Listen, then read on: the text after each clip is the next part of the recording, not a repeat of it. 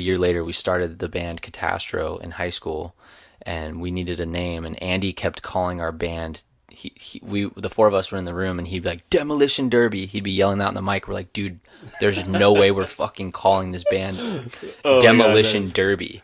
Like, do you realize that if it wasn't for Calvin, our band would be called Demolition Derby. the fucking building's on fire, and Andy just gets up, doesn't even get his shoes, he just grabs his leather jacket. It's a maroon fake leather jacket that had like bubbles all over it because I wore it to a party once and I sat too close to the fire and the fake leather like started bubbling all over. Dude, now that I think about that may be the most rock star shit Andy's ever done in his life. You just got the out of building's bed and on fire and he's like, jacket. fuck it, I'll just grab my leather jacket, I'll be fine. I don't need anything else. What about the time he was cooking in the kitchen? Remember when we all lived in Huntington Beach and he was cooking in the kitchen and he was like, hey, Ryan, should I put basil? He goes, hey, Ryan, would basil work on this? And we all like stop what we're doing like, what? What did you just say? He just doesn't care, like, and that's kind of cool. Like, I don't know. Like, he just like literally can't be bothered to like worry about how to pronounce basil. That he just like runs with it, and you're just like, what the fuck? And you laugh at him. He's like, yeah, whatever. He owned it. He owned it. All right, basil. I don't know what basil is. Big whoop. Yeah, he owned it, and that's how he gets by. Dude, he said some funny things. Grapes are pretty fruit. He asked me if bananas were vegan once. That's a good one. He asked me if bananas were vegan. That's fire. We're like 23. We were like 23 years old. We were on tour. We were in Texas. Our van's air conditioning broke. We had to drive all the way from Texas back to Phoenix. That's like a 20 fucking hour drive or some shit. Dude, we were all in our boxers. We were all sitting in our boxers with the windows down in this shitty, fucked up white van. It was our second van that we had. It was like 100 something degrees out. We're on our third van now currently. But so this was our second van, and the day before, Tanner went into Walmart to buy some socks because he lost all of his socks or lost all of his fucking clothes left him at a hotel or some shit. And Tanner jumps into the van and he's all excited to put his new socks on. And he's like, fuck. And we're like, what? He's like, I fucking bought baby socks. So he accidentally bought baby socks. Anyways, next day we're driving. We're all in the van. Like Ryan said, we are all pretty much naked just in our boxers because it's so fucking hot. It's in the summer. Andy's like, yo, pull over after shit, pull over after shit, pull over after shit, like emergency. And so, dude. Yes. He leans over I know, he leans over the bench. He leans over the bench, and he tries to fart. He tells everybody to look. He's like, look at that, everybody look. And he's just in his boxers. He farts, and he's proud. And he's this like, was before look. it was like normal to wear like boxer briefs, so he had like the flappy like plaid boxers. Yeah. Like the 8-year-old boxers? Yeah. The boxers you wear when you're 8? They're like baggy as fuck. Yeah, he was wearing 8-year-old baggy loose boxers. And he leans over and he farts. And Ryan looks, because Ryan and Andy share, they don't share a row. Their rows are next to each other in the van. So Andy leans over and he farts. He goes, look. And Ryan's like, go ahead. What'd you say? I said, oh my God, you sharted. And it literally was like highlighter yellow. It was so weird. And then he goes, oh my God, pull over. So we pull over and Andy starts shitting on the side of the road, on the side of the freeway. Cars are passing by us. We're all dying laughing. He's completely naked And now. then he's like, what the fuck am I to wipe my ass with? And so Tanner throws his pile of baby socks that he accidentally bought the night before out the door. And Andy is sitting on the side of the road wiping his ass with baby socks. Like fully naked, like child, it's just like little boy naked socks. 18-year-old kid outside Well, we were with like a baby, 22 with a baby sock shoved up his ass and Yeah. just covering his dick and like walking around. That's like, one not of my knowing what to favorite do. stories. That's one of my favorite stories. I still have holes in my ears from gauges. From having gauges. I had gauges when I was like 19, Andy did too. 20. Me and Oh Andy man, that both was a did. bad phase. Andy- Now I think about it, it's so funny. Remember when Andy got those? What are they called? Plugs. God, that's so dumb. When Andy got those plugs that had jellyfish in them, and we were like, dude, those are so sick. Like now, I would look at them and I'd just be like, you're a fucking idiot. You have a little jellyfish in your ears, dude. Dumbass. First time I ever met Andy was at a soccer game in 6th grade. So we're what, 12? 13? 12. 12. 12 years old. I think, right? Me and all my skater friends are there with our skateboards. Were you guys blazing? No, dude. No. You didn't blaze at I 12, didn't smoke pussy? weed. I didn't. Dude, I was fucking stealing my friend's parents' ciggies. I didn't smoke weed for the first time until I was 18. Anyways, back to my story. First time I meet Andy, soccer game, 6th grade, and me and all my skateboard buddies are there. And Andy and our other friend Eamon walk up. Andy has bleached hair. He's wearing an Abercrombie shirt, and he's rapping. I instantly hate him. Me and all my friends do not like him. Hate him. And why? I don't know. There wasn't a great reason. Just, I mean, that he was. It's perfectly valid to look at a person and say, I hate that person. I don't think there's anything wrong with that. Some people will be like, don't judge people, but you judge people, and that's okay. When you're 12, you're judging. Dude, so, I do it now. I see people, I'm like, no, I hate that guy. Stop bleaching your hair. That's not nice, Ryan. Come on, you don't feel that way. No, I do. No. All the time. I always see people. And I don't think there's anything wrong with that. I'll address that. I feel no shame about it. I'll look at people all the time. I'm just like, I fucking hate that guy. And I feel nothing. I don't feel like I should feel bad about that, because you know what? Some people just weren't made for me in my life.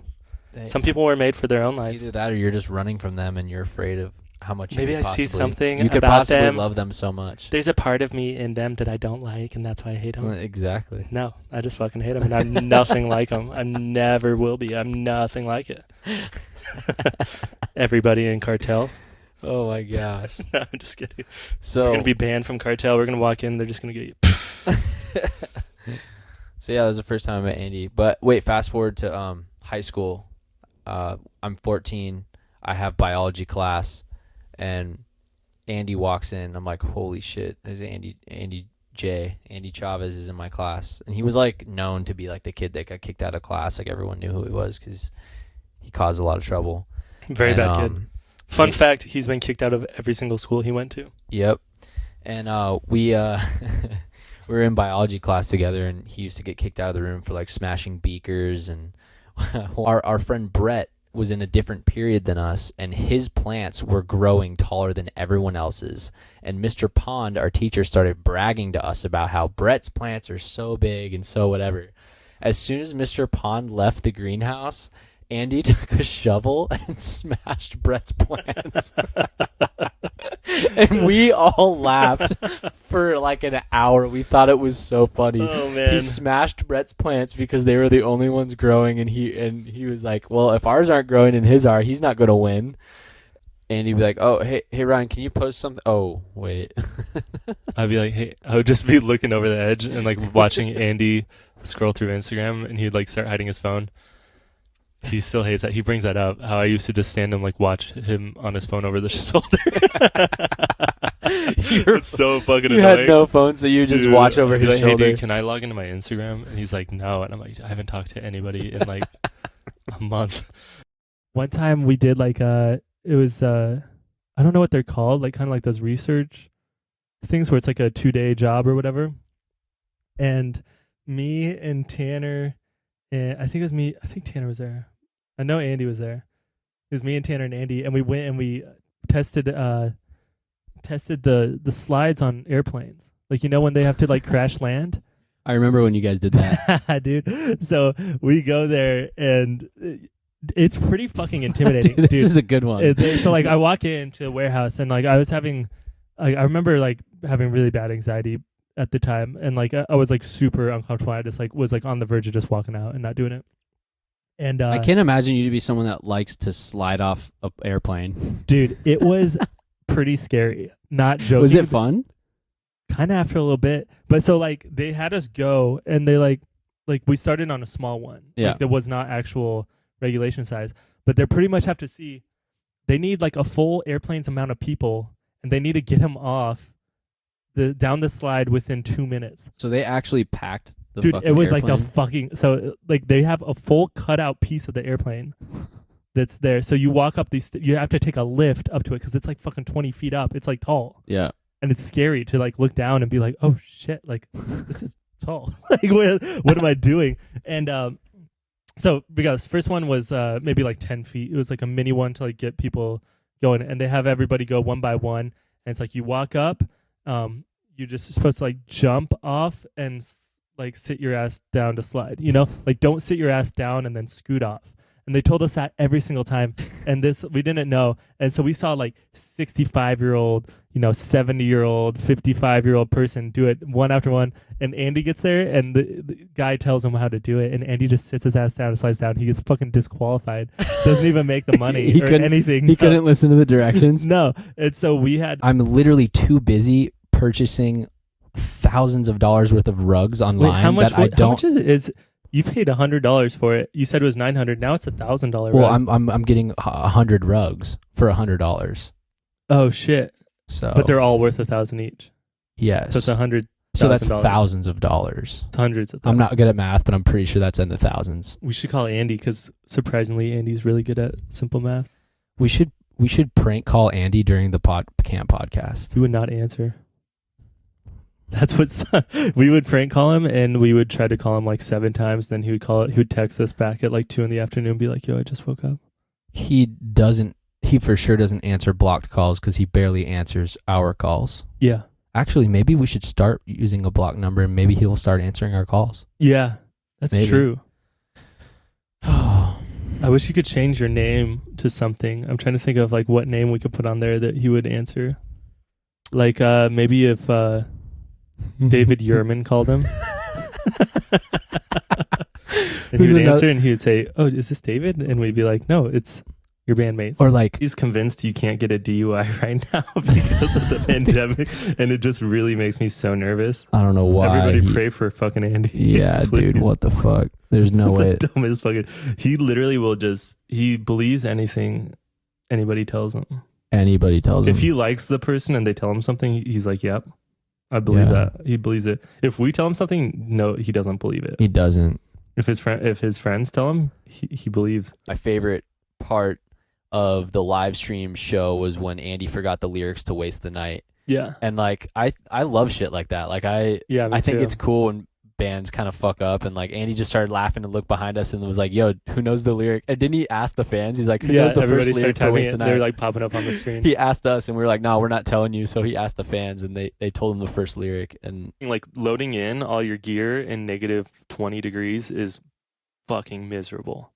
yeah, Or like fucking freezing rain while Andy- driving over. Like you would have to every night would be an overnight drive because because it was snowing and icy everywhere. That would take so much longer to get. Like if it was a 5-hour drive, it would take you fucking 9 hours. Andy's the So- biggest bitch in the cold for sure. Yeah, He's for sure. I get used to it pretty quickly. I don't enjoy it, but Andy hates the cold. I anytime we've been in like really cold areas, he'll like look at me and be like, "I fucking love Scottsdale. I miss." well, he just says that miss all the Scott. time, anyways. He does just say that all the time. I keep texting him. I'm like, coronavirus is going crazy. Scottsdale's gonna burn. yeah. And he's like, "No, it's not. You don't know what you're talking about." I was like, "Scottsdale's gonna burn to the It's ground. gonna It's gonna burn. Like you're gonna have nowhere to go. No, none of your friends are gonna have anywhere to live. You're gonna have to start partying in Chandler." And he's like, "No." When I met Andy for the first time when we were 12, he had bleached tips and he was wearing an Abercrombie shirt. Dude, Andy went through so many weird phases. Like he was like, do you remember he went through a punk phase for like 2 weeks? I didn't really And know Andy during middle school much. Oh, okay, that was when it happened. I think when I met him was right after his punk phase when he was just wearing Abercrombie. And when I say punk, like he had like one post, or I walked into his room. We had to have been like 12 or 11 Yeah. or something. I walked into his room, and he had a poster of Good Charlotte on the wall, and then he had little paper cutouts of Rancid, like going across. I swear to God, there's no way Andy's ever listened to Rancid, but I think he just liked how they looked. Yeah. And so he put like pictures of Rancid all over his door, and he told me that him and his friends call each other the Rip Crew. And I've brought it up to him multiple times. He's like, "That's not true." I'm like, it's so true. But then he did that, and then he was like a prep, and then he was sweatpants and headband rapper. I remember I remember one time you making fun of him for the Rancid thing and him saying, I know a fucking Rancid song, Ruby, Ruby, Ruby, Ruby, Soho. Yeah. We all just started laughing. That was so funny. Dude, Rancid so dope. We were on Washed. We would all just sit there and like once we made like a song that we like really love, we just sit there and play it on repeat and everybody jumps around and like screams and Andy's like standing on tables and shit. We're all like yelling. And like that's like my favorite nights. It's just all of us just like having fun, like having some drinks and just like getting like letting loose and just like doing whatever the fuck we want, Dude, being last kids. night, yeah. You came up to me and Andy like right after we played. Like so we had already played our set, thank God, but you came up to me and Andy were like, "Yo, do you guys want some gummy bears? Like they're super chill. Like they're honestly like there's barely anything in them." And so you gave me and Andy each a gummy bear, and me and him each ate them. And we're like, "Oh yeah, we'll be chill." He said, "There's not that much in here." And like 30 or 40 minutes go by, and Andy, like me and him are sitting in our green room, and we like both start getting scared. And we're like, "Dude, I am so fucking high right now,"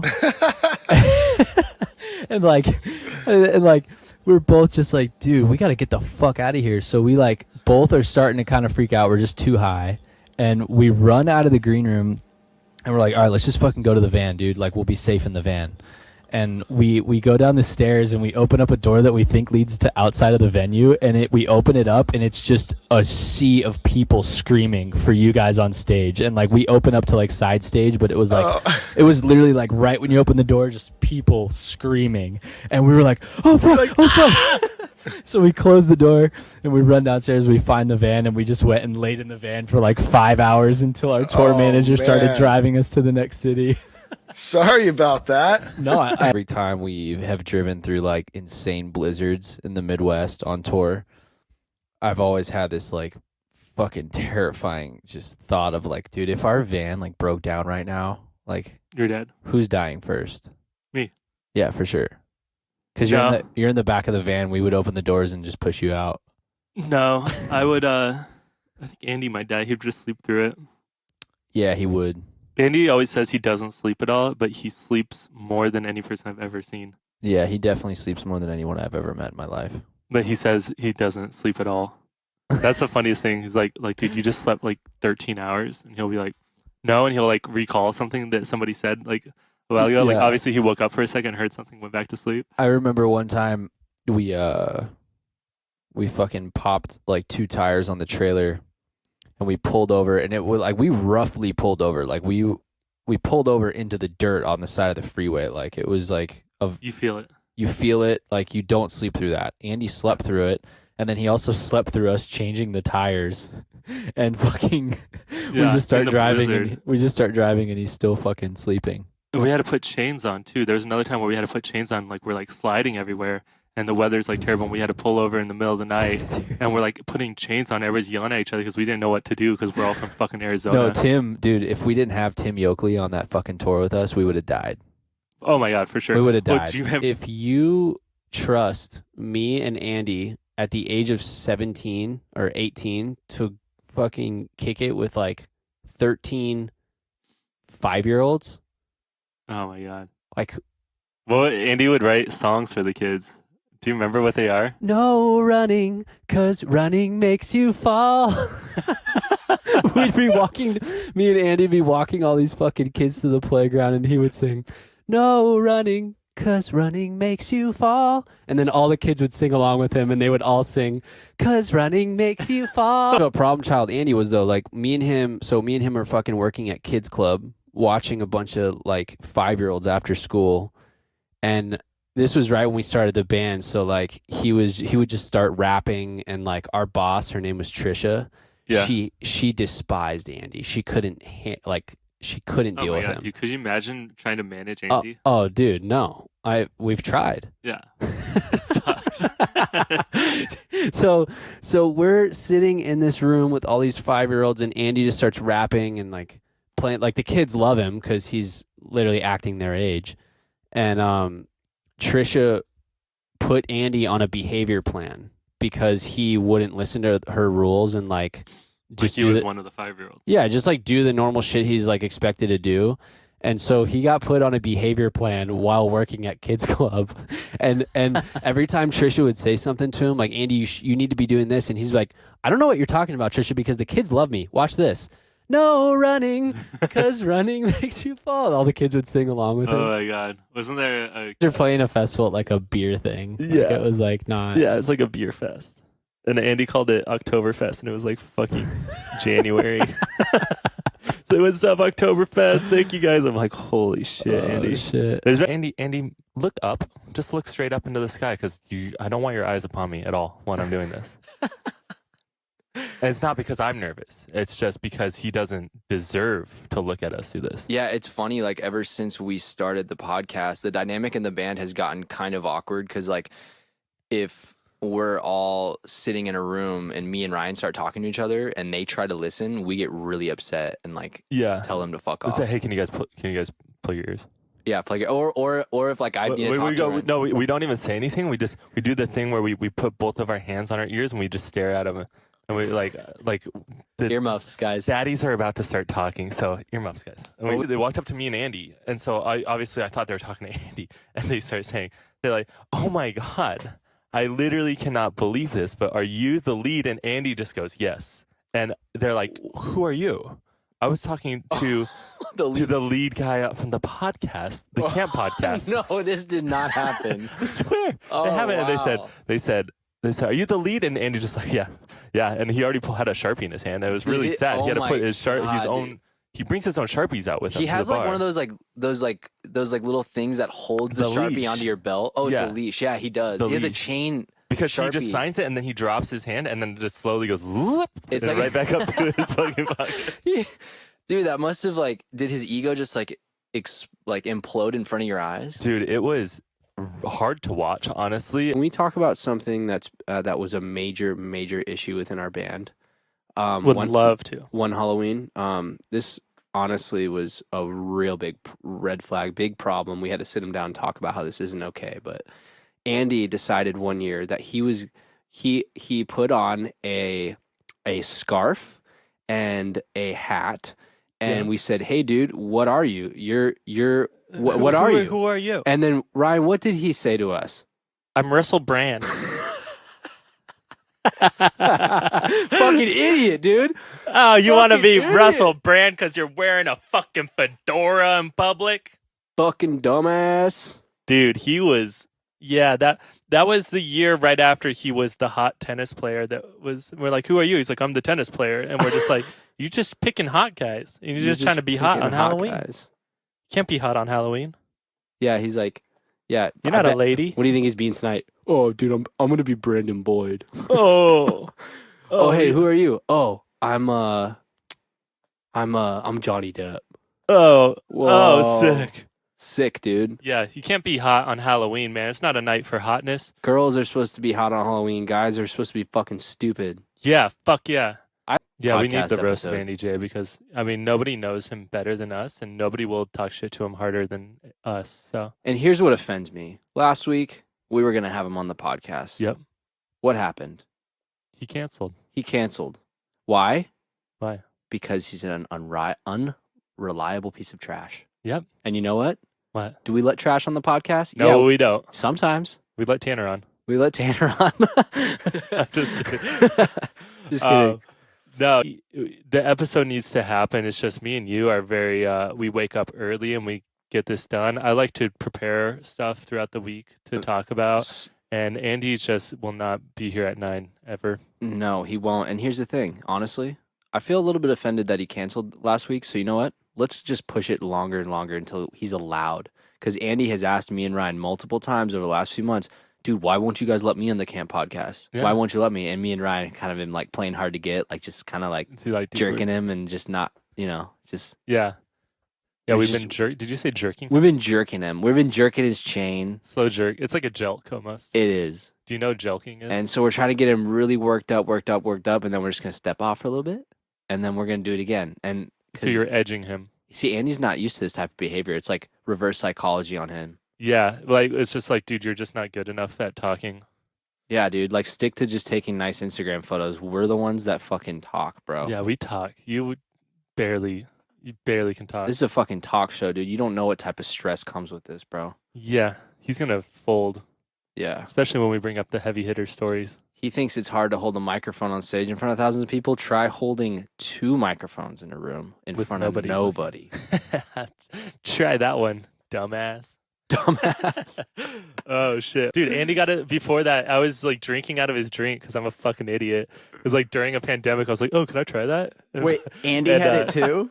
Yeah, Andy had it first. Andy came over to my fucking house to track some vocals and gave it to me and my girlfriend. Bro, Andy is patient zero for sure. He is 100%. for sure. He patient started all of this. Like, it would be Andy if anyone.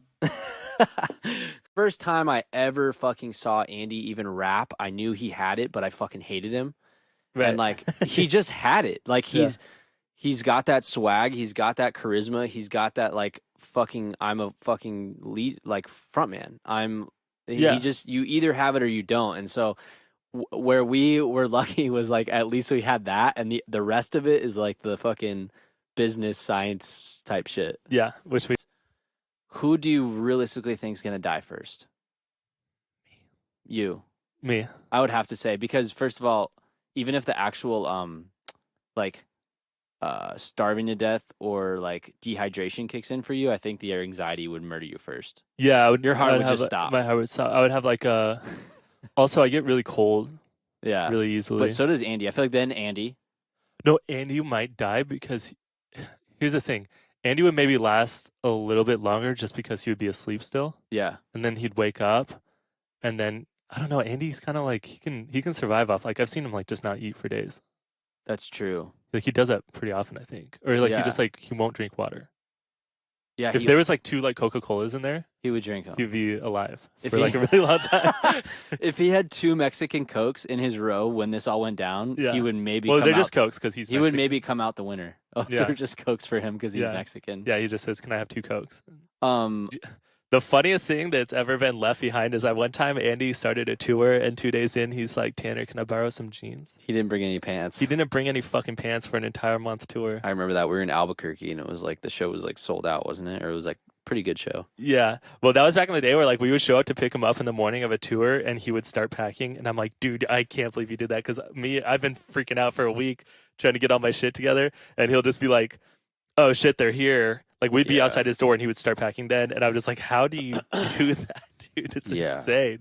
It's so funny though. Just I remember him just be like, "Dude, can I wear your pants?" And we're just like, "What the fuck? You didn't bring jeans?" Yeah.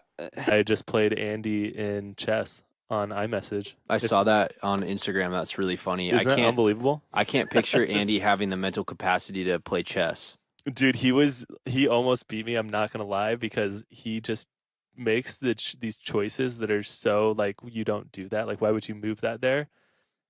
That it was like so unpredictable that it caught me off guard. But I still beat him. But I couldn't believe it because he was texting me. He's like, "What are you doing?" And I had just gone to a restaurant and we were talking about it. And then he's like, "Do you know how to play chess? Do you know how to play chess?" And he just kept asking me. I was like, "Dude, I will fucking destroy you in chess." for better than that." Would you rather is like the funniest shit in Catastro's van. When we're on tour, we'll sometimes be driving and we'll do would you rathers for like an hour straight. Andy does them all the time. Andy like really started them, but they're not really would you rather's. It's just like, would you do that? And it's like always no.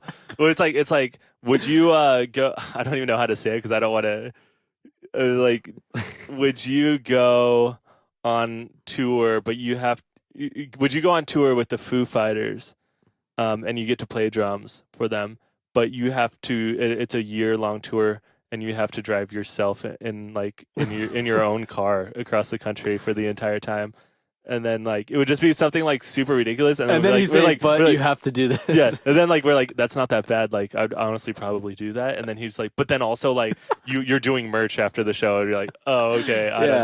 know. It's just like it always adds on. It's never a would you rather. I'm just like I wouldn't do it. I used to do would you rathers to Andy. Like, would you rather go on tour with, say, some huge artist? Yeah, I'd say you have to do merch in the middle of the cold because he fucking just hates the cold so Yeah. much.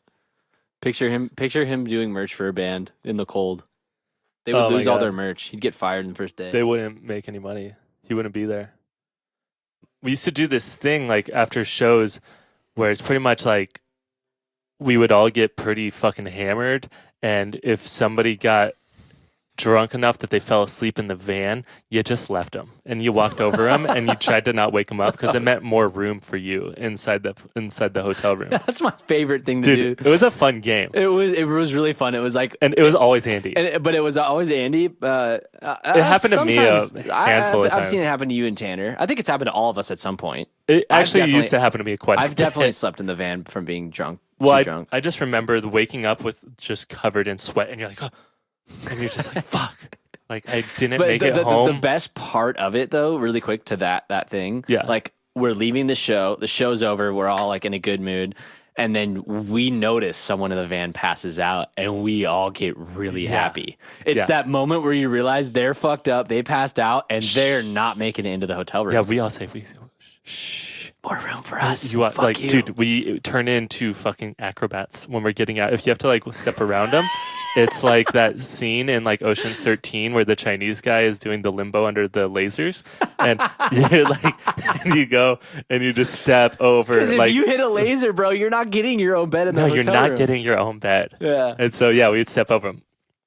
So that night, Andy was in there, Yeah. and so I have to go pick up Mont from the fucking airport, JFK, Fuck that. in a van and trailer. Which you're not even equipped to drive in the first place. And she got in at like 1 in the morning, something like that. It was like a midnight or 1 Dude, a.m. you left the hotel room at like 4:30 in the morning, didn't you? Oh, no, yeah. No, she got into town at like 5 or 6 a.m. Okay. And I just didn't sleep because we had just played a show. I remember that. You were like, I Little- can't even go to sleep because I'm going to not be able to pick her. We didn't get back because we stayed in New Jersey. We didn't get back till like 3 in the morning. Yep. I was like, if I fall asleep right now, I'm going to not be able to pick her up and it's going to ruin everything. I just had this whole thing in my head. So I pretty much like stay awake throughout the entire night and it's time for me to go pick her up. So I had to leave at like 4 a.m. And so I go outside and I get into the van and I realize fucking Andy's still in there. And I'm like, fuck, I forgot. So now I have to wake up Andy at 4 in the morning. And so I'm like trying to wake him up and suddenly, get down on the ground, get down on the fucking ground. What? What? Get down on the fucking ground now, you two. And he's looking at me and he's like, what the fuck you doing, bro? And I was like, what is happening? I'm trying to get my friend out of the van. And he's like, they're tackling some guy. There's like 15 fucking cops. They're arresting somebody out of one of the who hotels. just yelled that at you? The police. Yeah. The NYPDs. Okay. Not the pizza place. So you go out there and just open the van and then you hear a cop yelling at Yelling. you. Dude, and they're swarming immediately. As soon as Swarming you? I thought so. I couldn't Okay, tell yeah. what was going on. Keep and then going. they're screaming and they're dragging this guy out of a hotel room, like around the corner. Okay. And he's screaming. He's like, bro, what the fuck are you doing? And I was like, I'm trying to get my friend. He's like, you just fucking left your friend sleeping in the car all night. And I was like, dude, we do this thing after shows where if you get too drunk and you don't make it Wait, I home. like your New York accent. I used to be better. Like, should I try it again? Yeah, He's try it like, again. He's You're like, the oh, cop." mamma mia, what are you doing? No, that's Italian. Yeah, but they're all Italian.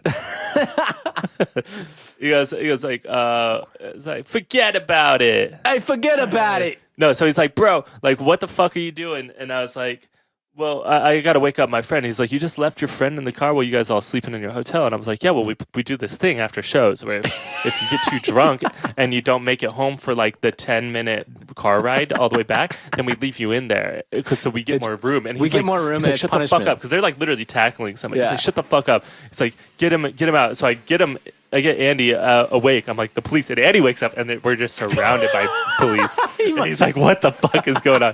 And so they're like, get your fucking boy in there and get out of here. I was like, I I was nervous I'm gonna get during the thrown soundcheck off. too because I was like, "Fuck, how's Andy gonna rap or do anything in time if we have that bounce back issue?" Yeah. But that's why ears are awesome. And Andy's job was he had to like edit himself, and it was so hard for him. Yeah, because we picked really hard songs for him. we to played a edit. bunch of songs with a lot of cuss words. I think he let one F-bomb slip. He did. Well, no, he did so good. Like he did every song right, and then we got to a part where we like paused, and he's like talking like let's rally the valley stuff Yeah. to the Suns fans, and he was he said fuck. I like let's fucking go Yeah. or something. I was like, oh my god, it was But, fun though, man. Super sick.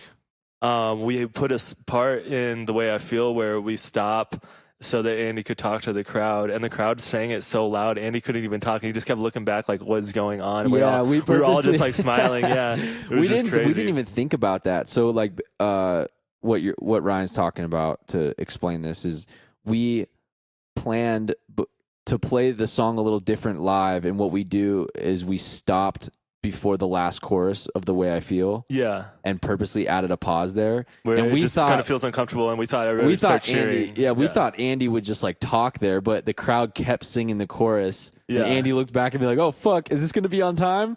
And then like, I clicked everyone back in. We hit the last chorus, and it was fucking so perfect and so. And I was awesome. like, maybe that's just a Phoenix thing. But then we got to Denver, and they did it too. And then we played Pueblo last night, and they did it too.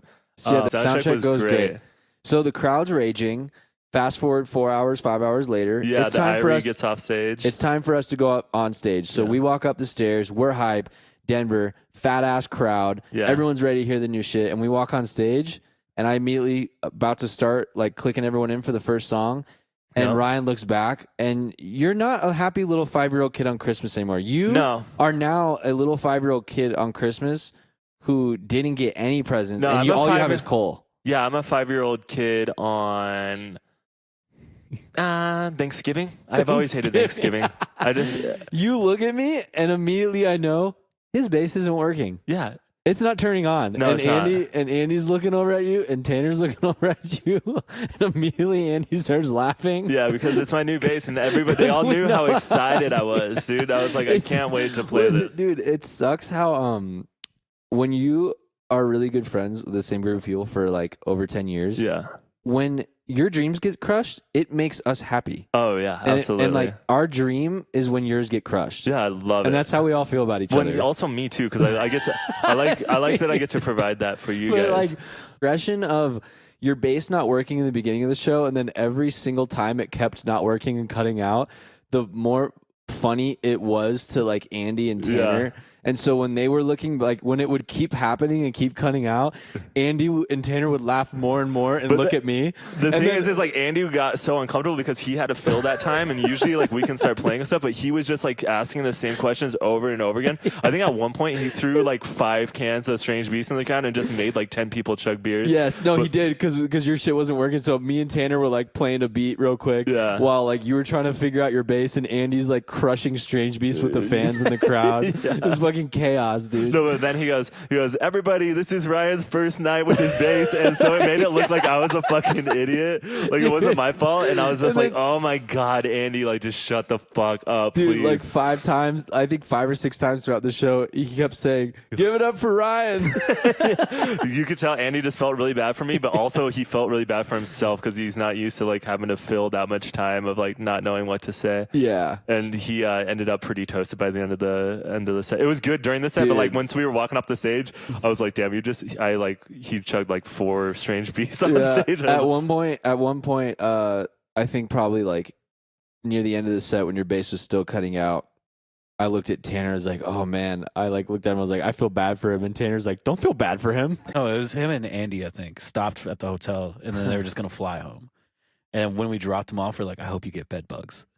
Just joking, and then they actually did get bed bugs. Yeah, dude, it was at a Red Roof Inn. Yeah, and they got bed bugs, dude. And Andy, no, here's the funniest part is they, dude, Andy and Ryan fucking shared a room together, and Andy, like I think was a little drunk when we dropped them off, and Andy sent us a video of him. The video is him laying on the bed, and we can see his feet. And he's laying on the other bed, and he's watching and laughing on camera while Ryan's finding bed bugs. And so the whole thing is so funny because Andy's just still laying in the bed, like he doesn't even give a fuck. Bed bugs or not, I'm gonna lay in this bed, but I'm gonna laugh and take a video of Ryan freaking out about the bed bugs. Oh my god, dude! It's never fun to wish bad things on your friends, but sometimes when it happens, it's. I remember we were like in New Mexico. And we still had like 8 or 9 hours of the drive left, and they sent that video, and the whole van was just cackling. Dude, it was the best moment of the tour. Yeah. Andy get a little bit of a tummy ache after eating some bad ahi the other day. Yeah, he did. Yeah, he texted me. He said, "I think I finally got down with food poisoning." Well, Andy's never believed in cooking his meat to the temperature that it should be cooked at. When we all lived together, Andy would be like sitting on the couch eating bacon and would be like, I remember one day you walking up and like we walked into the room and it was just like soggy. You looked at his bacon. plate and you're like, dude, what the fuck? Like, you didn't cook your bacon. Like, that's not cooked, dude. Yeah. And he's just like, I'm fine with it. It's good. And then he just eat it. And Dude, he would do that like all the time. Soggy, gray. Like, it looked like he boiled it. Like, it was like, it was so fucking gross, dude. He would like, I don't know how he would do it. Like, there was like so many times too, he would always get frozen chicken and would like just heat it. Like, he would start cooking it from frozen, like, wouldn't thaw it out.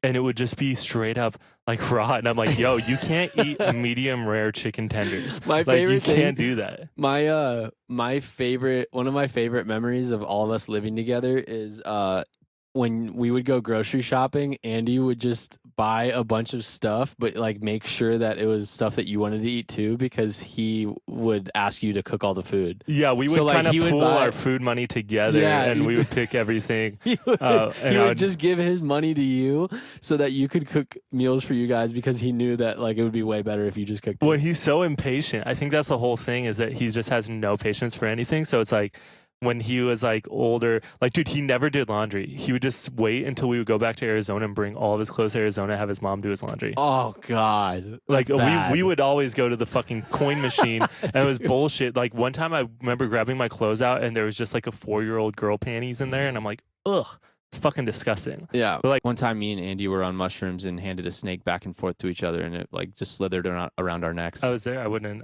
hold it. And the Expendables invited us to like go to the bar next door and drink with them. And you guys went back to your friend's house. Joey. Joey, yeah. And so it was just me and Andy with the Expendables, and we're like, we have to go. Like, we've never met them before, and like they invited us to go drink with them. So we hang out with them all night. They leave, and both our phones died, and we're like, fuck. And we have no idea how to get to your house. And it's like negative 10 degrees outside, and it's snowing, and it was just Andy gets miserable. really cold when he's cold. Yeah. He's the coldest one in the band He's the when we're all coldest. cold. But I remember like we got an fucking taxi, I think, to the neighborhood, but we didn't know the number or like what house it was. Yeah. And we were pretty hammered, and we were just walking in like knee deep snow in like negative 10 degrees, just roaming, trying to find it. And I was like, I don't know, dude. Like, I've never been here. I have no idea which house it is. And like, I was like, me and Andy were looking at each other, and he's just fucking shivering. How did you find the Dude, house? and we were like, I was like, we're gonna fucking die if we don't find this place. 'Cause like it's you could have. Like, who's gonna if just we just- let you into their place? Andy was like trying to. He's like, I'm just gonna chill here. I'm like, you can't fucking chill here, dude. And like, we You're gonna eventually die. found the van, so we knew the area. And then I think we just like, I walked up to a house, and I was like, I think this is the one, and it was like the house. dude. That It's so crazy. that right there, that's a miracle. That's not. That's a miracle. Part of the trip was not Andy waking me up at 3 a.m. when we knew we only had 2 hours of sleep before our flight, because Chris McCone, the tech from Iration, called me and was like, hey, 3 in the morning, he called me. So I wake up in my hotel room that I was sharing with Andy. Yeah. So Andy then is my responsibility. And Chris calls me and says, hey, I have your singer and I need to get an Uber somewhere. So I was like, fuck. And so he sends Andy to our hotel. And actually, Andy got out of the Uber and he was like pretty coherent, surprisingly. And we got into the hotel room. And then an hour later, we had to wake up and get on a plane. He didn't look so coherent an hour later. No, he didn't. And then this is the funniest part. So we get me, you, Tanner, Andy wake up at 4 a.m. to leave Florida and go to the airport. And we're staying at the same hotel with like Dirty Heads and some other guys. Yeah. And right when we open the elevator, Jared and John from Dirty Heads are standing there. Yeah. And we get in the elevator with them, go down. We all get into our fucking rental shuttles to go to the airport. And we all get in our shuttle, Yeah. the Catastro one. And Andy goes, where's my wallet? And we all immediately erupt laughing. Dude, the look on his face was just pure defeat. And I was like, I was praying to the gods that he lost his wallet. Dude, all of us started laughing so hard, and we were really hoping that he did lose his wallet so that he would have to sit in Florida and figure out how the fuck he's gonna get home to Arizona. Because with no like wallet. me and you went back to the hotel after the show, which was like the late show, so we didn't get back to like 2 as it was. Yeah. And so it was already miserable for us because we only had 3 hours of sleep. But then he had like 1 hour of sleep. Dude, and he was had kinda, no sleep, so like he just looked miserable. And then, dude, when we fucking got to the airport, I have never sat in that long of a line through TSA. No, there, so like there had to have been 300 people in that line. dude, he right? looked insane as it was. He had this like sweatshirt wrapped around his head. None of us brought masks. We forgot. Yeah. And so we had to use these like diaper masks from like the TSA place. You and Andy had huggies on your face. Yeah, and so like dude, Andy just looked absolutely insane. So we get to like where you have to get on like this little tram to get to your terminal for the security checkpoint. And like And I've he never couldn't- seen this before, but you had to scan your boarding pass to get into like the tram. So we all go through, and Andy couldn't find his boarding pass So on his phone. we all go through it. Andy never fucking downloaded his boarding pass, and he's like a fucking idiot. And also, he hadn't slept and is pretty much absolutely useless at this point. Looks like a fucking absolutely insane person, and he's just standing there like looking around. And I was like, holy shit, I love this. And so eventually Dude, we were all enjoying it. we're already so kind of much. like late, and so I'm just like, yo, I'm getting on the tram. So we all get on the tram, and we just fucking leave him. Dude, the moment we all got on that little tram thing and we left Andy behind, I knew he was gonna have a hard time catching back up with us. Yeah, and I'm glad we did when we did, because once we got off the tram and got to the TSA line, it was the busiest fucking line I've ever seen, and it was 5 a.m. So like I'm looking back constantly, and Andy's not getting off this tram, and I'm like, what the fuck? And I finally see him, and he's just stuck in the back, and I feel like the whole day was just like hitting him at that point. So he looked like he was just gonna fucking faint, and he was just in the back of the line alone, just like wobbling, like standing there. We were all Dude, It was funny because the line kept zigzagging back and forth and Yeah. back and forth. So we'd keep crossing and passing each other and keep being able to look at Andy like way further behind us, and we're all just laughing at him. And he texted me because he was in like the very back of the line, and like he was just like, wow, this is really bad. And yeah, I was like, you came up to me, you're like, this is literally hangover hell for Andy. Like, look at him. dude, it made me so happy to just watch him that miserable. Why is it so fun to watch your friends suffer? Oh, it's just funny. We're good friends. Well, also like he made himself suffer. Like Yeah. I drank the whole day, but I like kept it like cool because I knew I had to fucking wake up after like 4 hours of sleep, and yeah. I was like, I'm not gonna get like trash and make my tomorrow hell. And he just went for it. Yeah. Because we were all at the show and it was late, and they're like, "Are you gonna come out and get more drinks?" I'm like, "No, dude, I'm going to the hotel." Well, the Iration guys showed up to our after party, Yeah. our last show of the day, which was late at night, and Yeah. so I think Andy wanted to, keep hanging with those guys, and Yeah, It was I did. I fun. really did too, but because they were all like, they all had an early flight too, and they're like, "We're just gonna stay out." Yeah. and I'm like, I can't do that, man. yeah. Anyway, so at the airport though, Oh, we get onto the flight. The next worst part was that we didn't get a one-way. We had to like get a layover or whatever. yeah. But Andy sits down.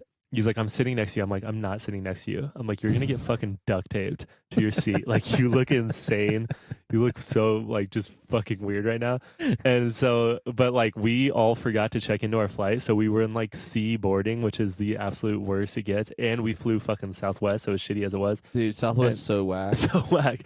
And so like there was only a seat left with 2 seats in it, and so Andy was in the middle and I was in the aisle. And Andy falls asleep before the plane even takes off, which I don't understand how anybody does that because it's scary. And he just, dude, within 10 minutes, his head is on the guy next to him. And What'd the just guy for do? 2 hours, dude, I kept like grabbing Andy, and he just would not wake up. And I'm like trying to like shift him over, and then I just stopped trying, and he was I like didn't know this. sleeping on the guy next to him. I was like, oh my god, it's so funny. Oh man.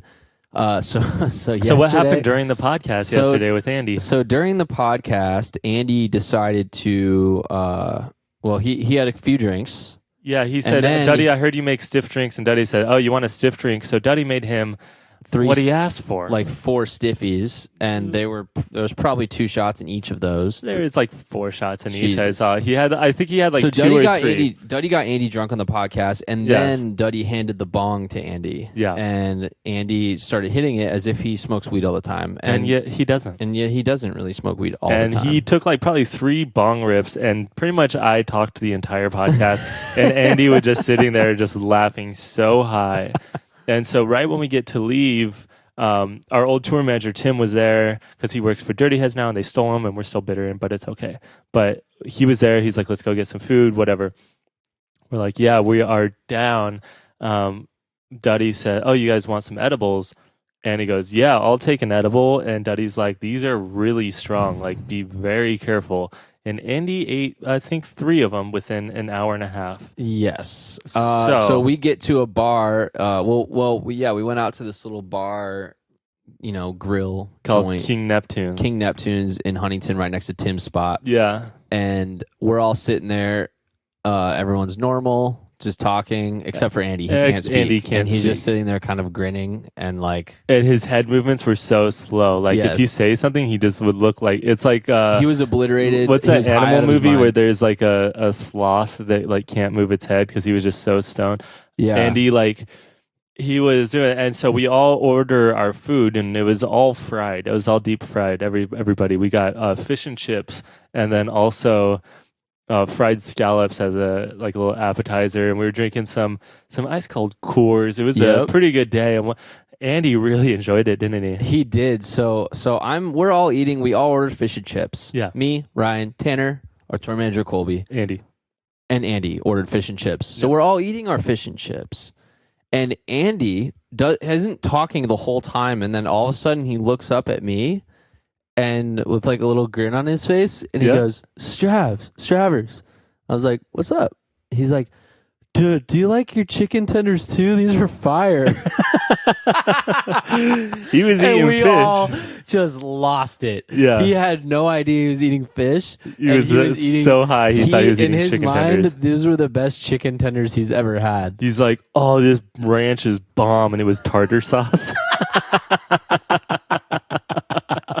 Fucking idiot. Yeah, he was like, just honestly, like the videos you see of kids that are just too high to handle it. His eyes were like barely open, and He there's reminded bloodshot me red. of myself the first time I ever smoked weed. Yeah, it was painful to watch, but good on him. But he didn't eat that much. I think it was all catching up to him at the table. He couldn't really function well, and he couldn't even defend himself. we get back to the hotel, and he's hungry, isn't he? He's hungry. He's pretty hungry when he gets back. So, oh man, he really like. This is great that he just isn't in the room right now and can't defend himself. I know. We're mean, I but know. you know what? It's reality. It's reality. He did it to himself. He gets all the glory. He's the lead singer. We Yeah. need to have something to enjoy. Yeah. So We have to put up with this shit all the time. we have to put up with this shit. We fucking. All right, so me, Andy, and our photographer Chris are sharing a hotel room last night, and Andy all of a sudden wakes up after being like asleep for like an hour and goes, "I'm hungry." Yeah. And we're like, "Are you fucking serious? You just ate fish and chips?" He barely ate any though. Had some I saw he took like one really? bite and was like, "This chicken is fire." So he goes, "I'm hungry. You guys want Taco Bell?" And I was like, "Are you serious? Like, how are you hungry right now?"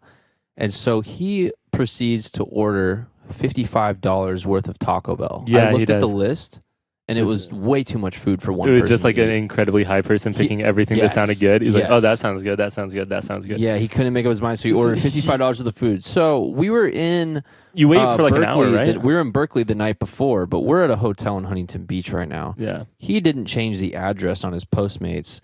So the driver, so all of a sudden he goes, "Hey, it's here, Stravers. Can you please go get it?"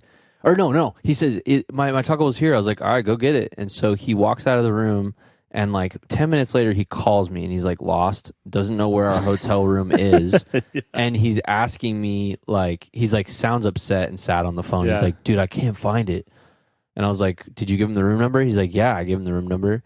And so I was like, "Come back to the room." Like, I give him the room number. So he comes back and he shows me the photo that the driver left of the Taco Bell. Yeah. And it's on like a fucking curb of like bricks. Yeah. And so I go out. So I was like, "Dude, I'll go help you find it." Because I could tell he was like overwhelmed and just too high to deal with it. Yeah.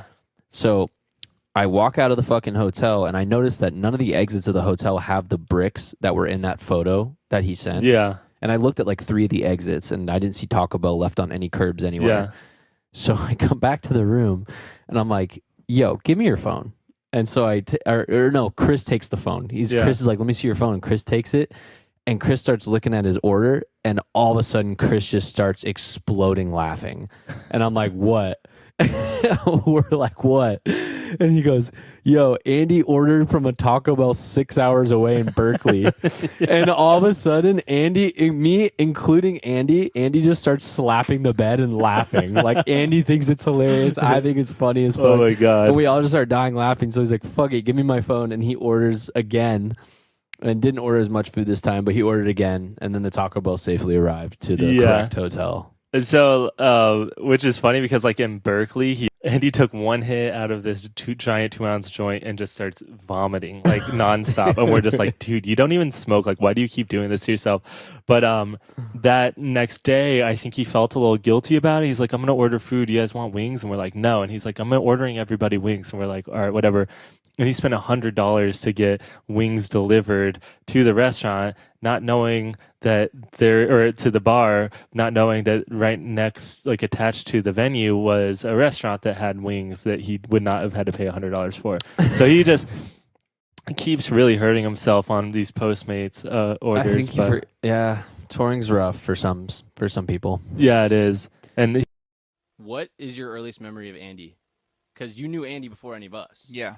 Yeah. And what do you think? Like when you think like the beginning of Catastrophe, what do you remember? Asshole. I don't remember really. I don't really remember. I don't recall like the exact transition when it was not Andy J anymore into Catastrophe, because I knew Andy as Andy J, a rapper, as Pat, our drummer's one of his good buddies, and I remember Andy had a song called Puppy Love. Dude, Puppy Love, dude. You're like literally one of the OG Andy J fans. It's crazy because it happened so seamlessly from him being like straight up rap guy to then in a band going on tour, and I don't remember when that happened, like when that kind of exact switch came about, but yeah, I just remember Andy always being just as hungry as Pat was, and then after meeting you and then like meeting you guys and figuring out your personalities, it was like, oh, that makes sense. It's all like meshed and everybody's like in that grind mentality, and it's crazy. I mean, you guys have been a band for pretty much just as long as we have, right? Dude. Well, the first show we ever played was opening for you. Was Hollywood Morn's your band? No. So you've been a band longer than us.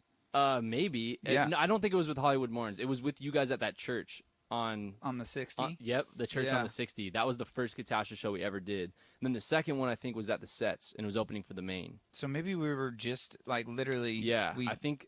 Well, I remember in high school it was Pat's idea to Andy. He told Andy he should start a band, and that's why Pat called me. So then, when did you guys start? I didn't join the band until a year later. It started the summer before our senior year of high school. Yeah, so like 2007. 2007, summer so of 2007. pretty much the same exact time. Same time. It's crazy, dude. That is crazy. It's really wild. That's not. I'm not calling Andy to teach me how to cook a steak. No, you don't call Andy to teach you anything, really. Not even just about cooking, just nothing. Anything. Yeah, I mean, maybe how to dress. I would call Andy to teach me how to dress. I wouldn't. Nah, I would have like blouses. I'm not saying he doesn't dress. He's got steez, but like I can't wear the same clothes that Andy wears because it doesn't work with like who I am. Yeah, me. But like Andy knows his steez, so he that's the area where he feels confident and like, all right, I'm gonna I could pull that off. Yeah, cool shirt on Andy looks great. His same shirt on me, it's a blouse. Yeah, a cool shirt on Andy. I put it on. I'm having an existential crisis at the age of 32. Yeah. Yes. Yeah, you look like my bass isn't there. It's nowhere. So you start running around, dude, frantically, and Andy looks at me and literally just like he can't stop laughing. He's just laughing, watching you run around frantically that you can't find your bass. Yeah. Instead of like him thinking, like the thought, this is what's so funny about the band and how we react to each other when bad things happen to us is not for 1 second did anyone wonder like, oh fuck, I hope he finds his bass because if not, we can't play this show. Instead, like everyone's just laughing. But I think it's because we love you, and yeah, it's a deep brotherly laugh. Dude, I was just. Can I tell you what the cherry on top was? What? right when we fucking start the first song, we're playing The Way I Feel, and you go to hit the fucking the first sub note when the chorus drops. No, and your Moog just isn't on. And Andy looks back at me and just fucking, he just has that moment where he's like, oh, this is the cherry on top for him. Yeah. Like his Moog's just not on. He finally found his bass, and you get on stage and your Moog just isn't on when you have to hit the first note. They didn't unmute it. Yeah, it's so stupid. It was Is that what it was? Yeah. And after the show, I had a conversation with Andy in the green room, and we kind of both had this like, you know, a little heart to heart for a moment. Yeah.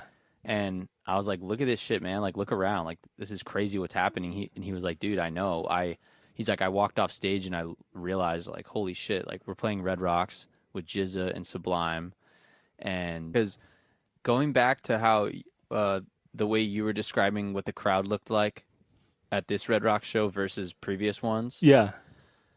Like the previous ones, you'd see scattered little pockets of people fucking with us that knew the words. Yeah. But here at this show, it was like there was a lot of people everywhere you looked that knew the words, that were being physically affected by the music. Yeah. Like there was a moment during the show where I was thinking about that and realizing I'm like, this is fucking crazy. Like, what is going on right now? Yeah, dude. It's like when you, I don't want to go too far deep, but when you really just like when you look around and you're like, what the fuck is going on? Why are there so many people that are feeling this?